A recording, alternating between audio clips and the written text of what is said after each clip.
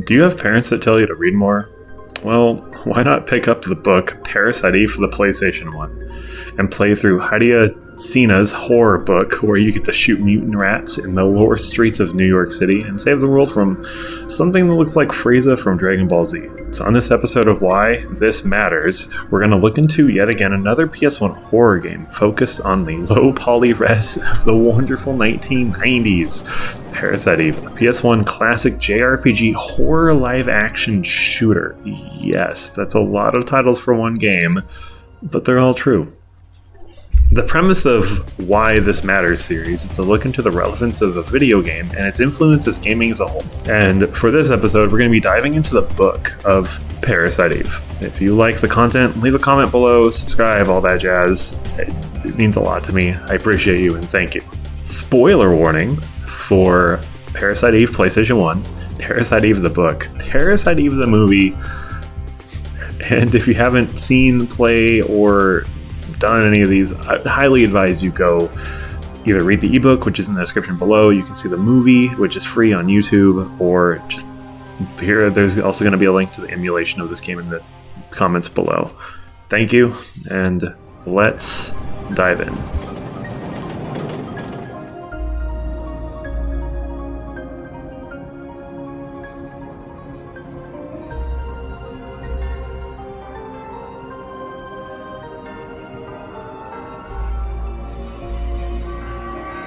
Parasite EVE is a captivating science fiction novel written by, if I say this incorrectly, I apologize, Hideo Sina. This intriguing story, first published in 1995, masterfully blends the elements of science fiction, horror, and a thriller set in the heart of Tokyo, Japan. The narrative begins with a shocking incident, the spontaneous combustion of a young woman named, again these Japanese names are very difficult for me to say, Kaomi Nagashima, during the opera performance of a prestigious Tokyo opera house. The events leave the audience in shock, and it sets the stage for a series of mysterious and catastrophic occurrences that will grip the city and its residents in fear and confusion. At the center of the story, we have Dr. Toshiaki Nagamisha, a respected scientist, and his wife, Mariko, who is Kaomi's sister, expert in molecular biology. This tragic incident compels the couple to delve into the mysterious mysteries surrounding it. As they investigate further, they find a startling discovery. The mitochondria, the cells of the affected individuals, have undergone a transformation. These mitochondria have evolved into sentient beings capable of manipulating fire and, more alarmingly, destroying their host in the process. What's driving these mitochondria creatures? That some mysterious force is behind these terrifying occurrences. As Tokyo grapples with more instances of spontaneous combustion and escalating chaos, Mariko and the Doctor find themselves enrolled in a quest to understand and stop this deadly phenomenon. Mariko, with her scientific expertise, and Doctor, with his unwavering determination to save his wife's family, must confront not only scientific and biological mysteries, but also grapple with the profound implications of the future of humanity. The novel Parasite EVE takes readers on a thrilling and intellectual story into the realms of genetic mutation, scientific ethics, and unforeseen consequences tampering with natural order of life. Sena's narrative is a striking fusion of medical and biological science with horror and suspense. In Japan, this book blew up in popularity, and with this incredible success, Parasite EVE didn't end with a novel, which is where this episode matters comes into play. It went on to inspire forms of media such as scenes from Parasite EVE the movie, which didn't really take very much popularity here in the US, but was recently popular at the time for the concepts of pseudoscience being cranked up to 11, which also led to the video game, which is a cult classic for those who enjoy science fiction or horror games, or kind of a fusion of both. It's not often you get to play a video game and potentially learn something at the same time. I know, mind blown, right? Wow. The enigma at the heart of Parasite EVE expands beyond the initial sparks of combustion.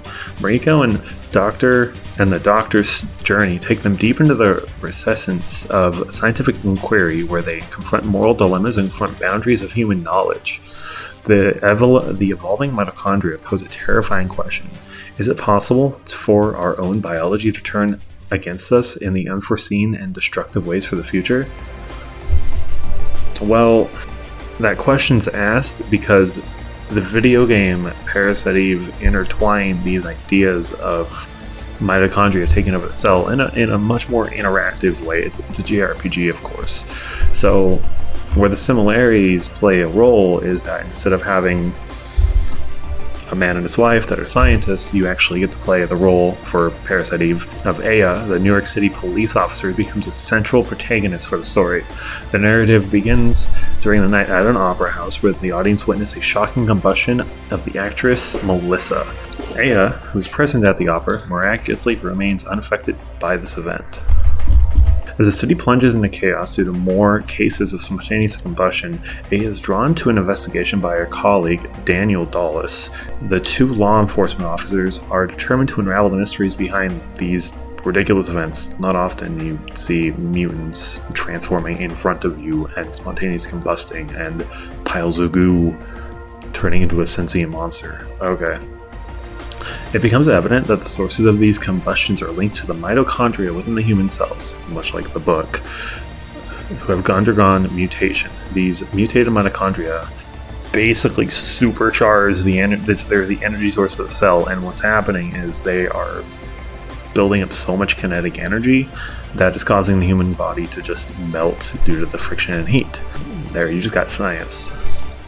These mutated mitochondria gave rise to dangerous and sentient creatures referred to as Eve, named after the biological figure. Eve possesses powerful pyrokinetic abilities and poses a significant threat to the city.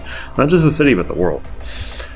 Aya, a strong, resourceful protagonist, must confront not only these supernatural mitochondria entities, but also her own evolving mitochondria, which we experience through playing the game. Because again, she's one of the few reasons that she can't mutate or change, and it's part of the game is finding out why. Which these immunities grant her unique powers like Power Beam, or even the ending ability to transform into practically a god. Aya's journey becomes a race against time to stop Eve from carrying out her sinister plan, which would lead to the destruction of the city and potentially, again, the whole world. Which is her making the ultimate being using sperm from a doctor who's kind of obsessed about Eve. This game combines elements of role-playing and survival horror as players guide Aya through various locations in New York City while engaging in turn-based combat with Eve's mutated monster minions. Throughout the game, players uncover the scientific and supernatural mysteries surrounding mitochondria's mutations and work to thwart Eve's plans. Parasite EVE, the video game, retains the novel's core elements such as the themes of genetic mutation, scientific exploration, and consequences of meddling with building blocks of life, but also retains horror and suspense elements of the original story, with the additional layer being it's a video game instead of a book. Players are allowed to become a lot more immersed into essentially a science fiction novel. It also helps that this was during the 90s where cutscenes were very rarely infused with voice acting. Metal Gear Solid being a rare exception, but those were during cutscenes and those were used as part of the audio, so it actually limited the disk space, but that's a different topic. In both the book and the game, the central premise evolves around mitochondria mutations that lead to the creation of sentient mitochondria entities capable of manipulating fire. These mutations trigger catastrophic events, resulting in spontaneous human combustion, and they pose a significant threat to the respective settings, Tokyo in the book and New York City as in the game. In summary, Parasite EVE as a novel and a video game converge the core premise, character dynamics, and thematic exploration. They share elements of genetic mutation, scientific inquiry, and the consequences of meddling with, and the consequences of humans meddling with science that's very unethical and very questionable. And these aspects of intrigue infused with, you can call it pseudoscience, made-up science. It's facts infused with outlandish possibilities. Again, it's very unlikely the mitochondria would ever gain sentience of a human body, but if you ask yourself the question, what if it did? This would be a logical and scientific possibility. The whole Eve side plot, maybe not so much, but having it become a interesting kind of hybrid organism that just takes over people's bodies and causes them to blow up, that's a possibility. It'd be kind of cool.